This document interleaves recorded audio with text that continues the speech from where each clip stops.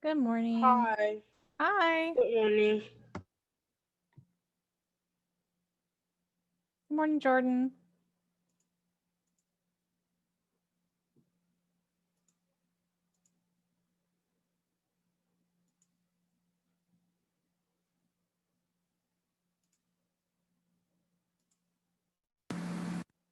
Oh, there we go.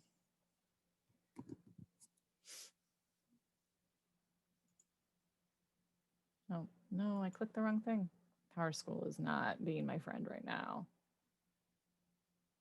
I mean, it's never really my friend. Good morning, Soraya. Good morning. Who else joined? Wait. Well, I was fighting with Power School. Oh, it's Siri. Good morning. I just created a remind. I know it's a little late, but I finally figured out how to make one. I can't get it to work on my phone, but morning, Justice.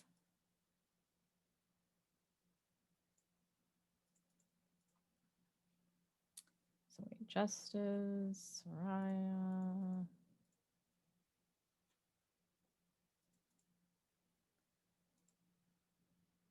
Carrie Jordan. Of course, they're picking up my garbage now, so it's like so loud outside. Big.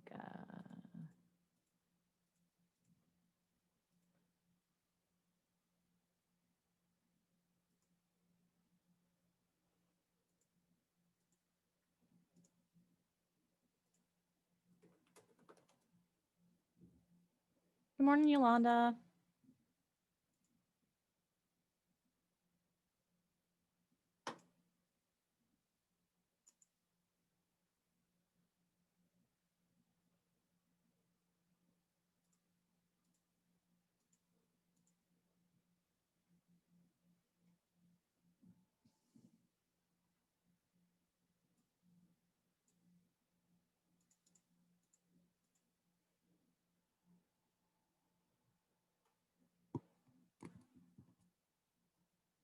So how you guys doing? You guys have any plans for the weekend?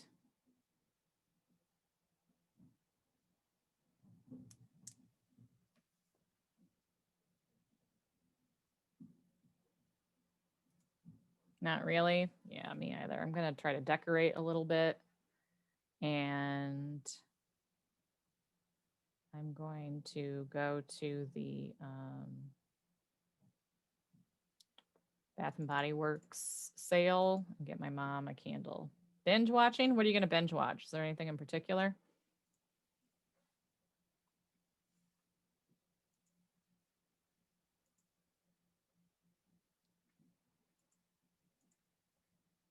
Good morning, Austin. Good morning, Portland. Good morning, Ethan. Good morning, Miguel. Good morning, Josimi. It's okay that you're late. You're not really late. I mean, you're on time. It's still 11:08. Good morning, Delilah. Who else? Make sure I got everybody. Because Power School doesn't want to behave. You're rewatching Naruto? Nice. Last night I watched, what did we watch? Oh, Scrooged. That was the Christmas movie that we watched last night. Um, and it was pretty, it was pretty weird. Yeah, we're going to go ahead and do Nearpod. Let me post it. There you go. And then tonight we're watching Fred Claus, which I've never seen, but we'll see how it is. I mean, I haven't watched most Christmas movies, so saying that I've never seen it isn't really that extraordinary.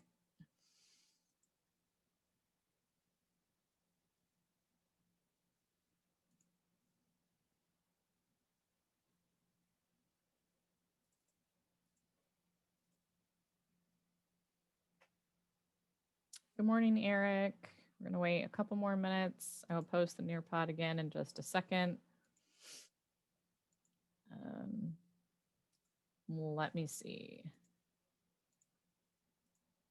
Yep, Austin, I see you.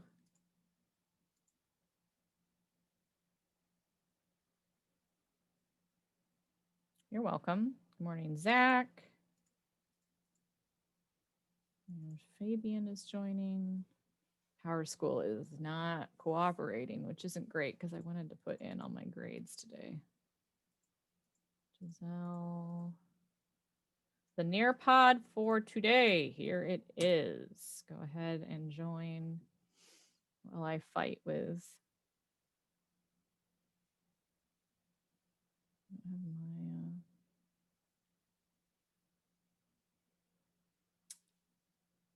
I'm waging a war against Power School. Let me put in attendance. I know I'm missing somebody. We're missing the Kennedys, which they're usually here. We're missing Jennifer, Maya, Zachary. Nope, Zach's here. Let me check you off.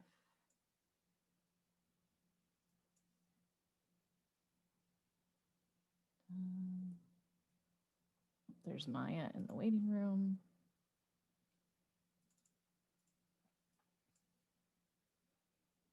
There's Abriel.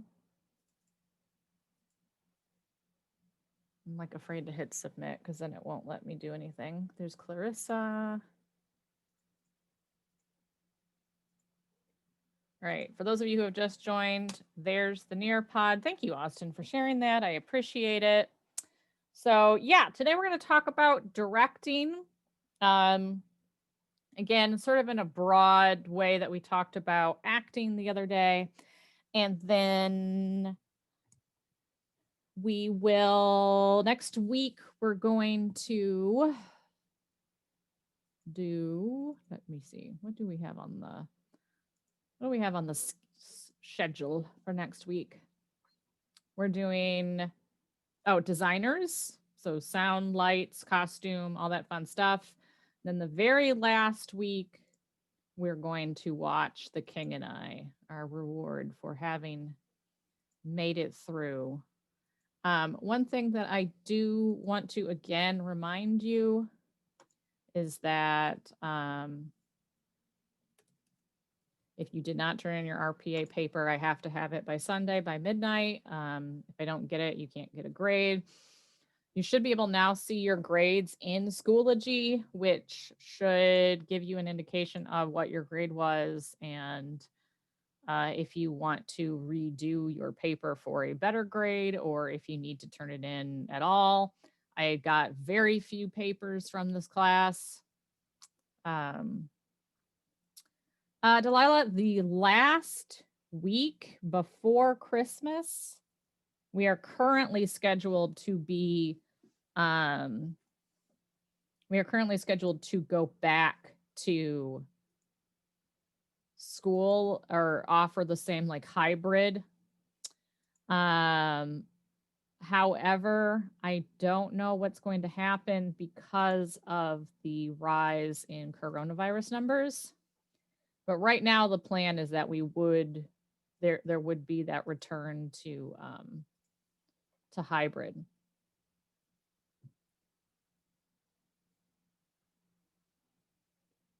So if you have been or want to do hybrid, that would be an option again for the final week.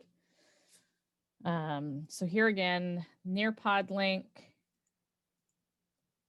Thank you, Austin. Let me double check about tests. Let me see.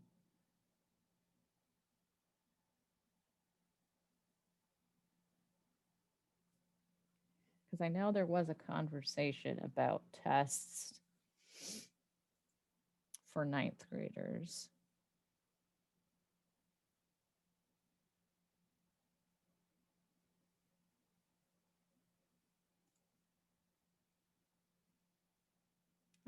It looks like biology is happening on the 14th and the 15th, and Algebra 1 on the 16th and the 17th.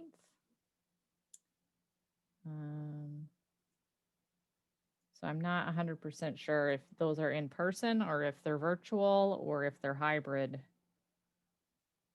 So what I would do is reach out to your advisor, and they should be able to get you that information.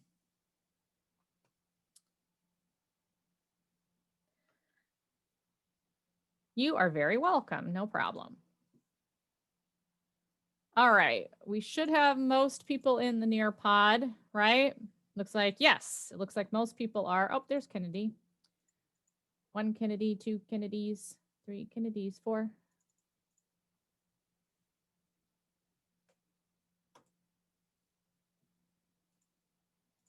Good morning, good morning, good morning. All right, so let's get in the Nearpod and let us discuss directing. Hooray.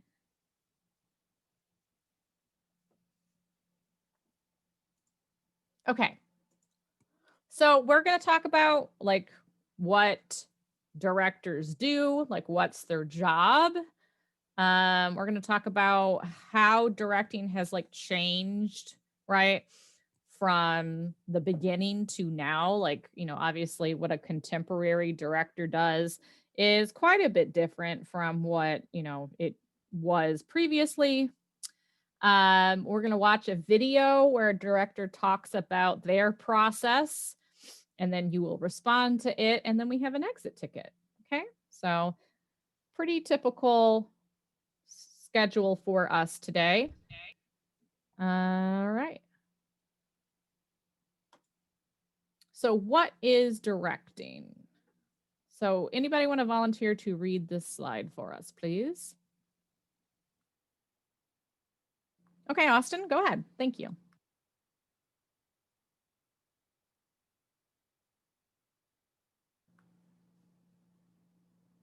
Okay, so the slide in your part, right? Yep.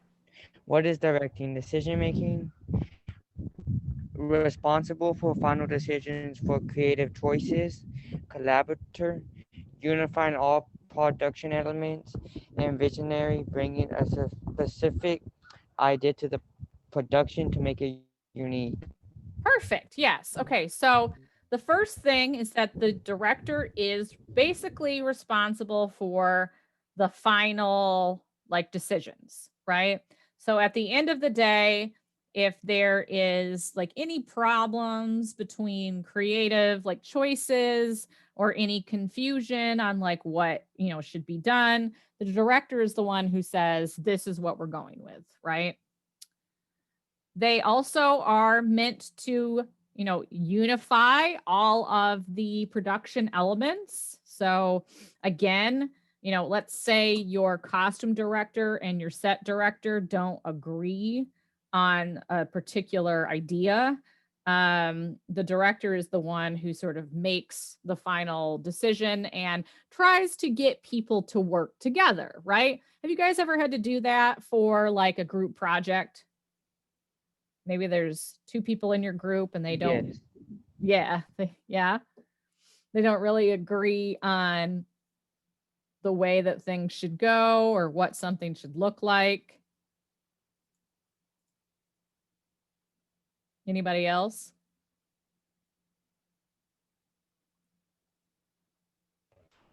I do. Well, I think I already said I did, right? Yeah. Okay. Yeah. Yeah, it's a pretty common thing, right? So think about that, but on a major scale, right? Which is something that, you know, happens a lot um in most jobs. You have to like get people to work together, right? And then they do bring something to creative of their own, a vision, right? A concept that is unique for their production.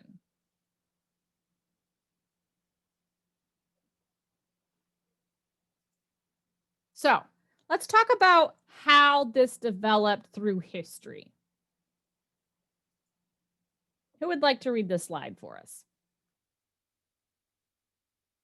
Okay. Thank you. Ancient theater. Playwrights would originally direct their own plays. Medieval theater. Pageant managers would watch the script and help with lines. Elizabethan actor managers. The senior actor got to pick the script and stage it. Neoclassical idea of someone responsible for vision became popular because playwrights were long dead. Perfect. Yeah. Okay. So in the beginning, right, like we talked about with ancient Greece and ancient Rome, there wasn't really anybody to do the directing. So the playwright was the one responsible for making those decisions, right? Makes sense. Now, do you guys remember who was responsible, at least originally, for doing the plays in medieval theater? Like, where were they being done?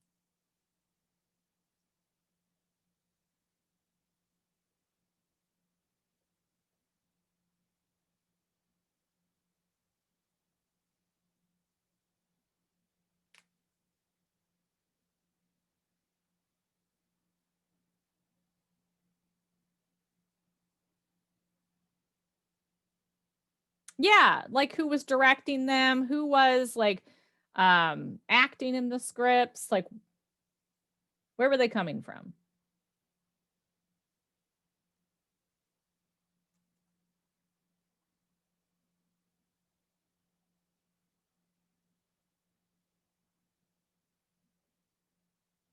In the medieval theater.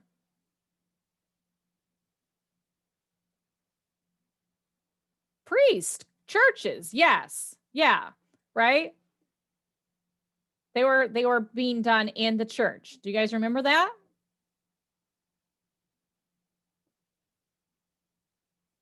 So the pageant manager is just watching the script. Now, why would it be so important that those plays, that the lines be done as they were written?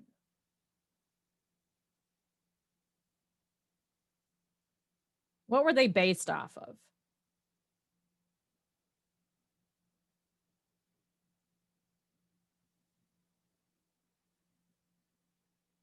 Yeah, there wasn't a stage director yet, but what were the scripts themselves based off of during this time?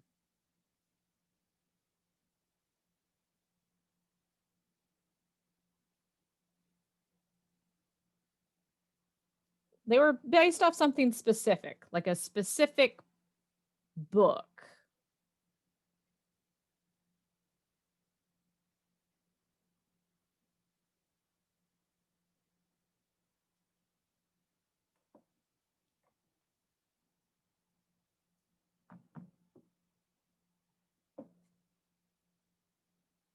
Medieval theater, they're being done in the church.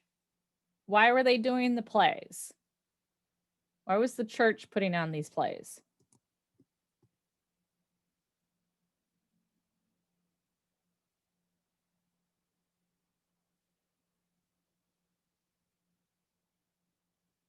Because playwrights were dead, or playwrights were dead. Well, we didn't have any playwrights at the time, correct, right? Why was the church doing plays during medieval theater? What was the, like, what were they trying to do?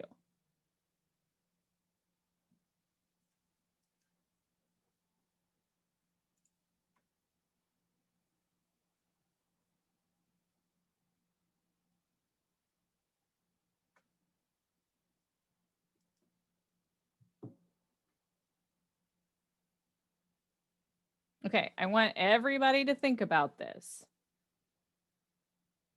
The church was putting on plays, right? Why? What were they trying to teach with the plays?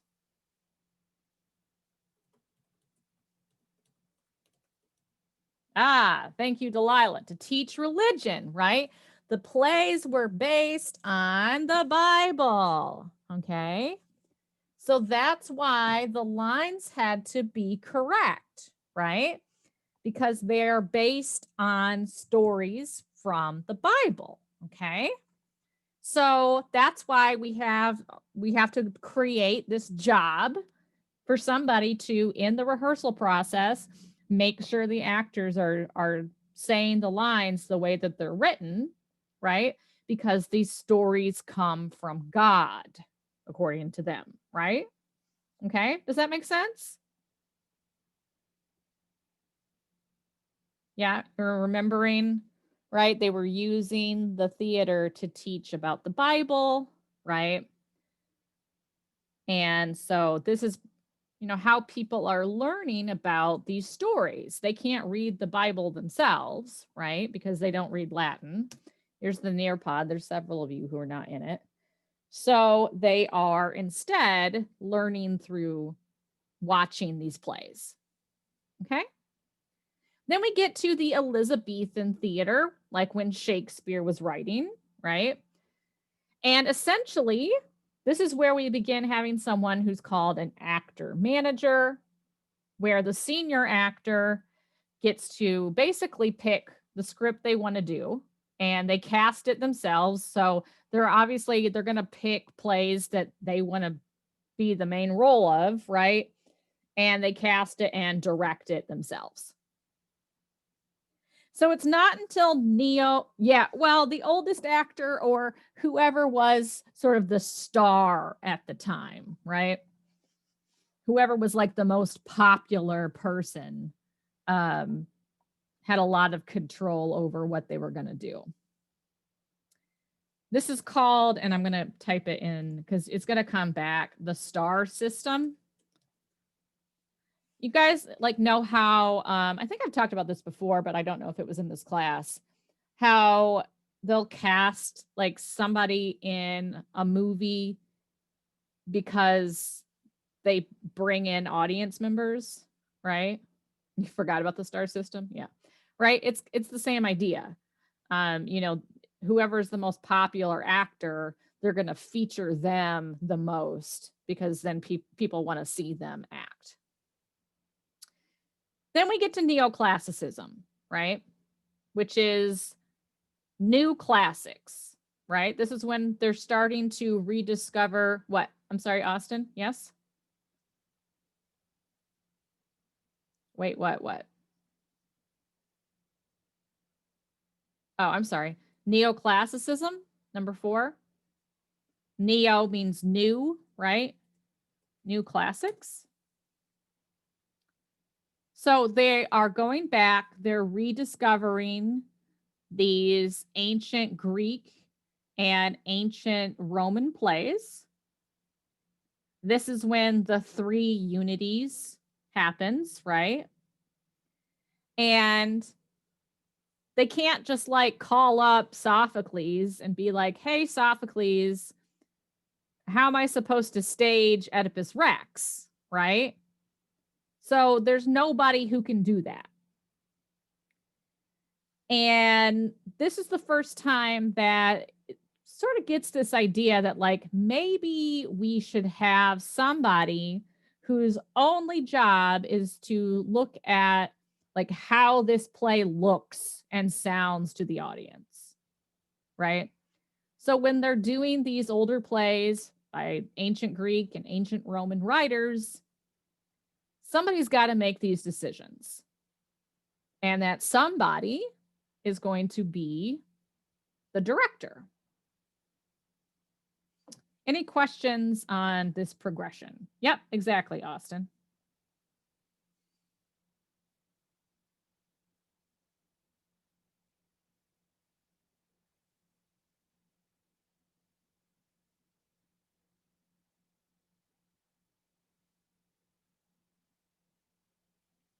Are you outside, Austin? I need to get you some gloves. Oh, no. So pretty clear progression throughout history, okay? So this leads to one specific person that most people attribute modern directing to, and that is Duke George II of Saxe-Meiningen from Germany in 1866. So who would like to read this slide for us, please?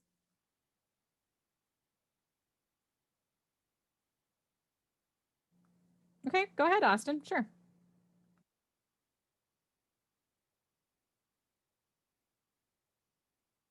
Okay, so ow. I'm sorry, I just hurt myself. Sorry about that. It's okay. Duke George II of Saxe-Meiningen. Meiningen. Yep. Meiningen, okay.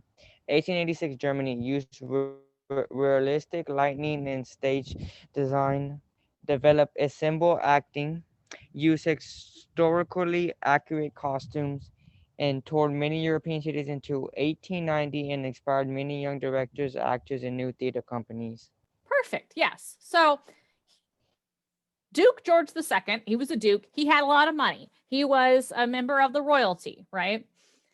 He loved theater, but he wanted to do theater his own way. He wanted to do it a very specific way. And because he had the money, he could. So what he basically did is he just like went around and talked to all the people who like worked in his province and discovered who the best actors were and cast them. Yeah. Is this for all theater or just Germany theater? Well, it's going to start in Germany. Yep. Okay. Good question. And he makes a cast and he wants to use lighting that looks like it happens in real life. He wants to use real sets. So like if the play takes place at a dining room table, like we should have a table and chairs and people should be able to sit down in them, right? Now, he develops ensemble acting. What does ensemble mean?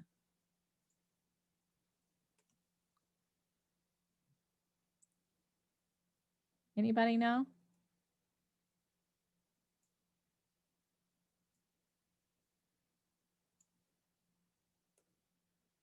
What does, and I'll put it in the chat, what does ensemble mean?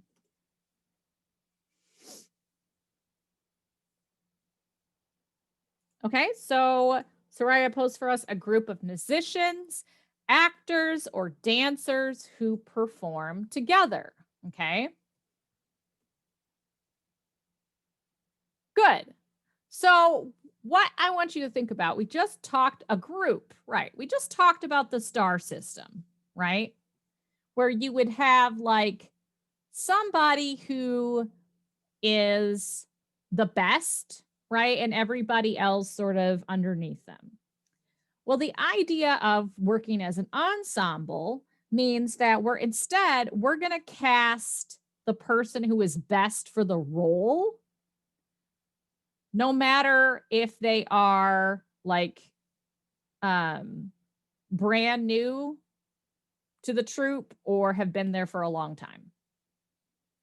So you might play the lead in one play, and then in the next play, maybe you're the butler, right? It's all cast based on like who's the best person for the role. Everybody is at the same like level. There's no stars. There's no, right?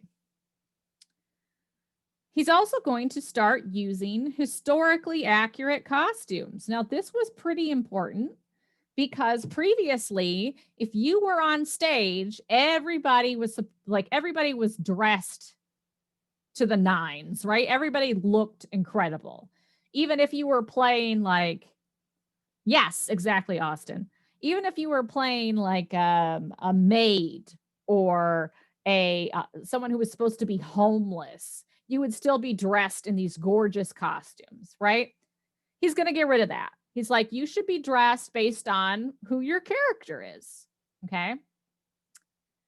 So they're going to take this and start touring around, not just Germany, but all over Europe. And this was very inspirational. It was new. A lot of young directors and actors and brand new theater companies were really inspired by this new way to do a play, right?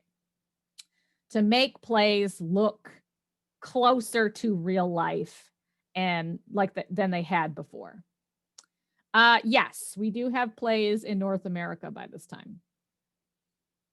So I don't think, let me see. Sex, Meiningen touring theater. I don't think they ever got to America, but I'm going to double check right now. Wow, I just saw a picture of him. Dude is intense looking. Here, I'm going to post it in the chat so you can look at his picture. 35 European cities. So it doesn't look like they ever got to they got to London, but it doesn't look like they ever went to America. Yeah, he's got quite the beard. So they tour all over Europe and they sort of show what this does. And it sort of then it's the beard, yeah, like sort of triangle looking. But everybody gets really inspired by this, and this really sort of becomes the norm for theater for a long time. He looks like mean Santa Claus. All right, so let's go ahead and watch this interview. So we're going to watch an interview with a director named James Lapine. He directed the Broadway revival of Annie, and he's going to talk about sort of his approach to directing, his favorite part of directing. So let's go ahead and watch that. And you can all watch it on your own devices and then take some notes. We're going to talk about it afterwards.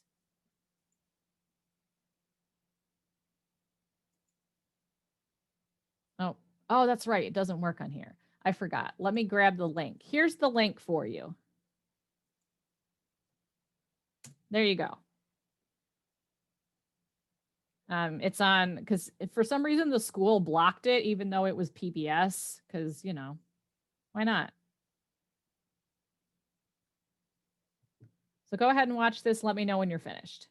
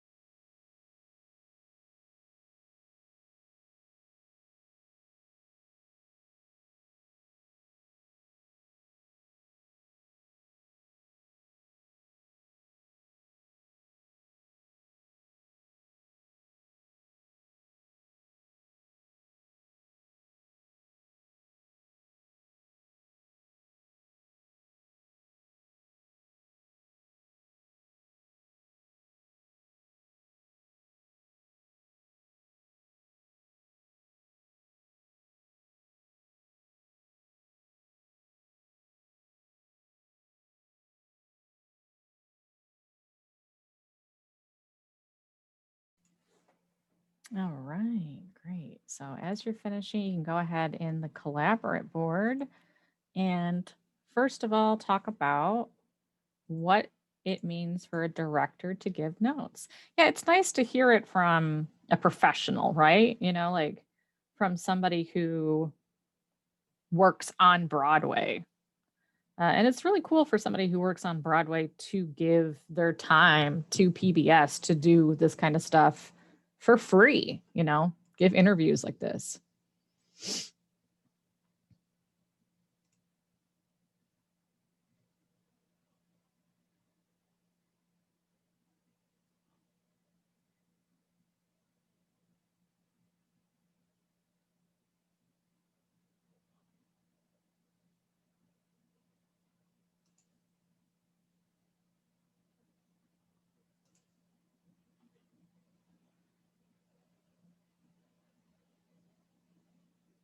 Am I finding more Santa Claus? I hope not. Watches the play and takes notes for improvement or other things to work on and feedback. Okay, good. To watch the play, give the actors pointers on what they did good and what they could improve on. Good.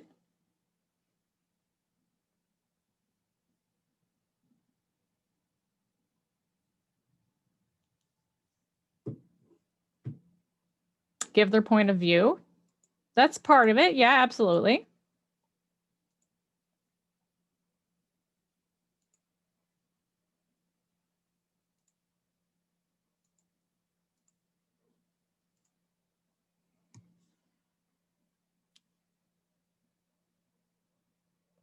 So go ahead and type your response about this in the Nearpod, please.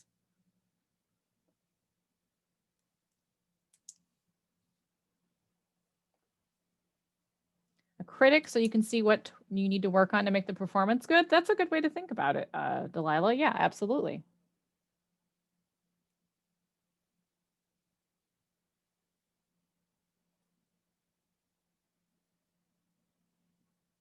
And one of the things that he mentions is that he goes every 2 weeks after opening night, right? Which is actually a lot. But it's partially because he lives in New York City, right? So he can go fairly often to give feedback. For some other directors, they might only come back when like a brand new person takes over like an important role. New York City. Or they might let their assistant director do the notes. So it really depends on the director, how involved they are in the process once the actual performances begin. So like, did you guys check on where, like, did you hear where you said like that it's really the job of the assistant director or the associate director to keep things day to day and the stage manager, right? So professional directors, once it gets to that point, like for instance, The Lion King, right, has been on Broadway for, when did The Lion King premiere on Broadway?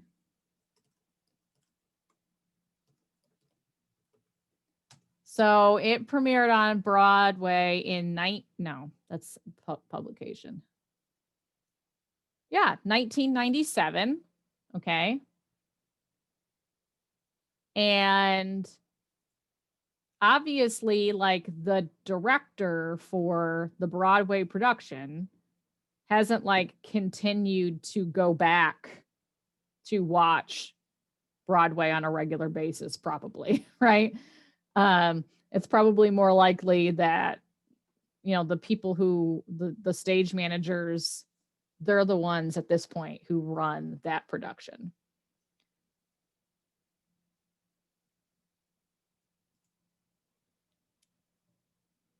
Okay, so here's our second part. So I want everybody to answer this one. It's a play on Broadway, The Lion King. So what did he say about tech rehearsals and why they're the most exciting part of the process to him?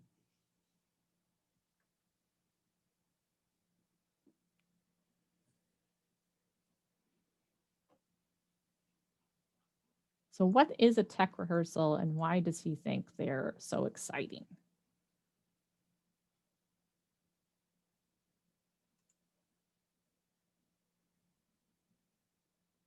I got to answer the last question. Sorry about that.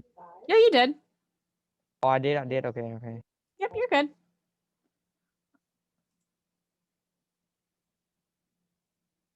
Can I type my other response in the chat? I got your response. Oh, okay. Yep, you're good.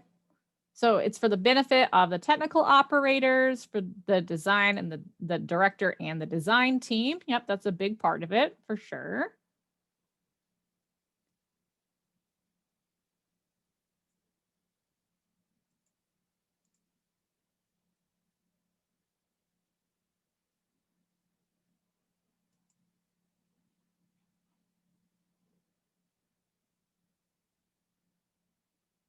You guys okay? Everybody awake? Is it Friday and everybody's just checked out?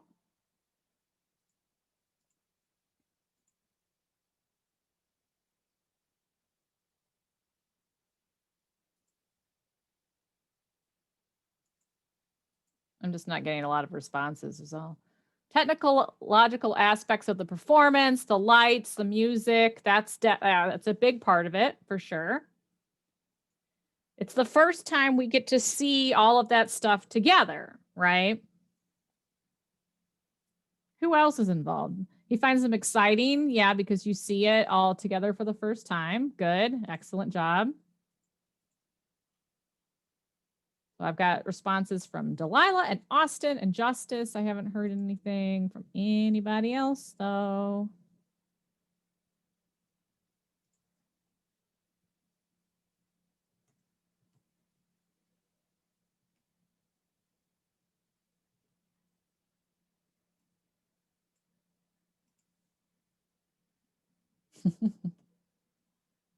Yep, Austin, you are very good at participation. I appreciate that. Usually you guys are like really jamming out, but today everybody seems a little sleepy, huh?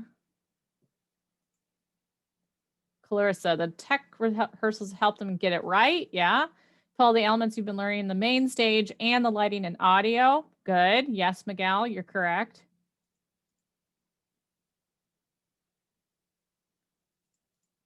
It is also a time when we have to figure out if things are potentially dangerous. So in the documentary for this production of Annie, they're looking at this thing that they've cut out under the stage and it has this big like angle. And they're like, well, how could you hurt yourself on that? Right. And the the choreographer is like, you impale your whole leg on it because these are kids. And he like runs and like almost like jumps into the thing. And they're like, oh yeah, maybe we should cut that off. Like, so like, you know, sometimes you need people from outside of the designers to look at something and be like, hey, that's not going to work. Like, yeah, it's one of my favorite parts in the whole documentary is when the choreographer is like, you break your whole leg on it because these are like little kids and they're going to hurt themselves on anything. All right. So the goal of the modern director is to take what the playwright gives them in the script and combine that with their own ideas, the talents of the actors, the creative design team. You're creating a unique performance for a brand new audience, right? So that's your goal. Taking your creative energy, the actor's creative energy, the designer's creative energy, this text, no matter how old the text is, and creating that into like a brand new performance. So here, I just wanted to give you, if you had to distill the jobs of the director down to 6 things, this is what they would be. You have to select or create a script. You decide how you're going to interpret that script, the vision that you have for the production. You have to cast the actors for the roles. You have to work with all of those other creative artists, choreographers, designers. Obviously, you have to run rehearsals, and then you're responsible for all of the coordination of every single element and making all of those final decisions. Any big questions about the director, anything that you're confused about, anything that you were not expecting? Like, no, it's pretty clear. So it's a lot of work, right? Which is why it's, you know, it's very difficult to direct, and it's even more difficult to direct well. Okay, well, I just opened up the exit ticket for you, so you can go ahead and take the exit ticket when you're ready.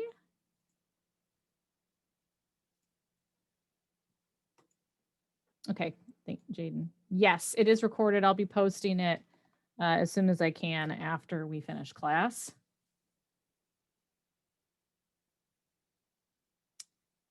As I always try to post it very quickly, but sometimes it doesn't load very quickly, but it's better when I'm at home because I have fiber internet here at home and I'm directly connected. So got that Ethernet cord. So go ahead and take the exit ticket.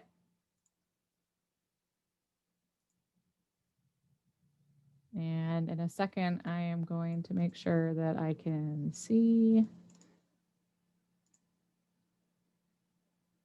that you are in the exit ticket.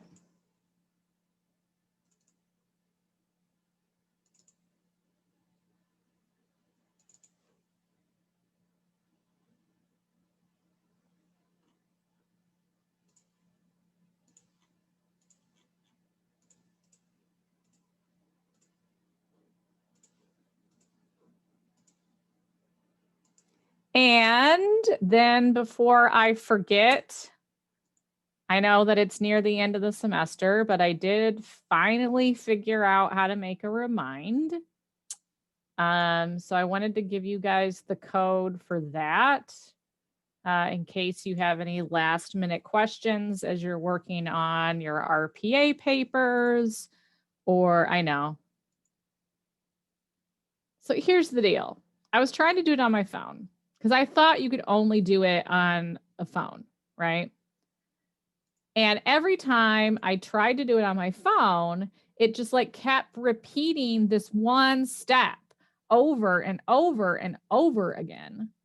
And I couldn't get it to go to the next step. It would just like try to make, what did it say? Like an office account or something on my phone.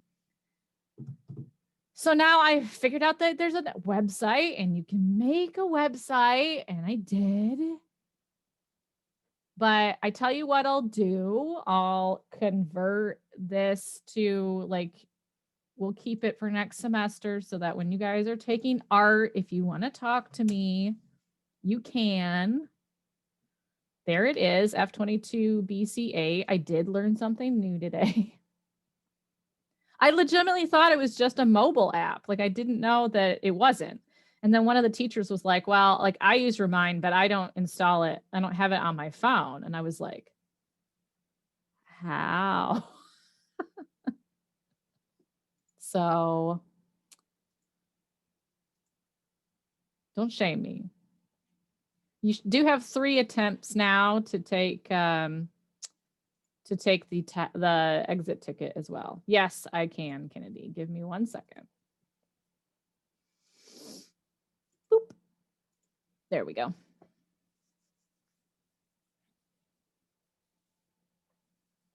I didn't even know what Remind was. I've never used Schoology before this semester, or Nearpod, or Remind, or PowerSchool. These are all new to me.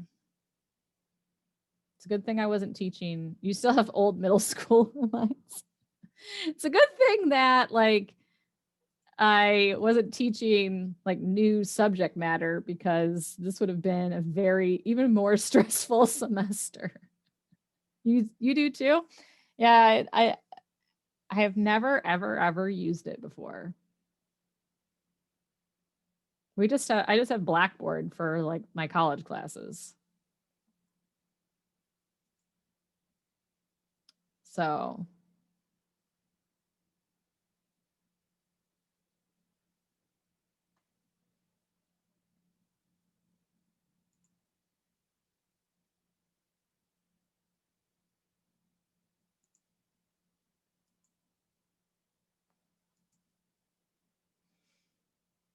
make sure that you're doing your exit ticket, please. Okay. What slide do you need, Austin? Are you using the one in Schoology or the one that I have up right this second?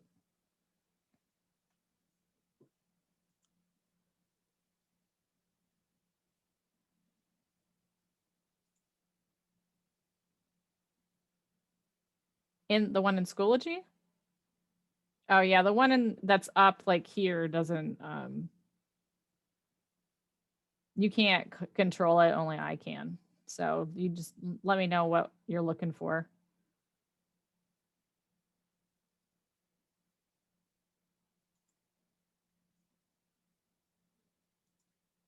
You have to go to the one in Schoology in order to control it yourself.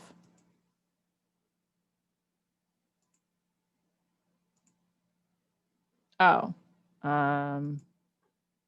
this one? I have this one up, Ancient Theater. That one is up right now.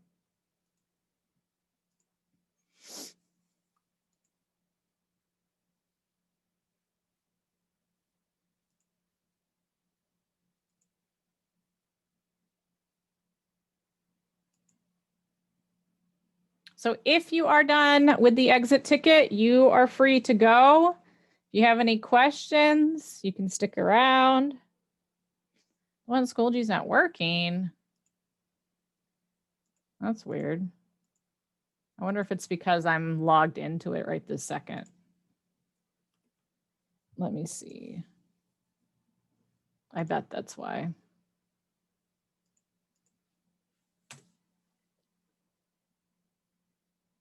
I know what I'll do.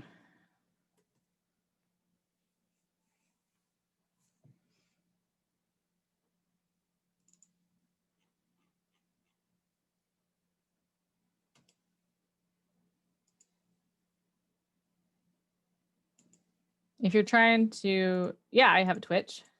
Well, I use my Twitch occasionally, like my personal Twitch.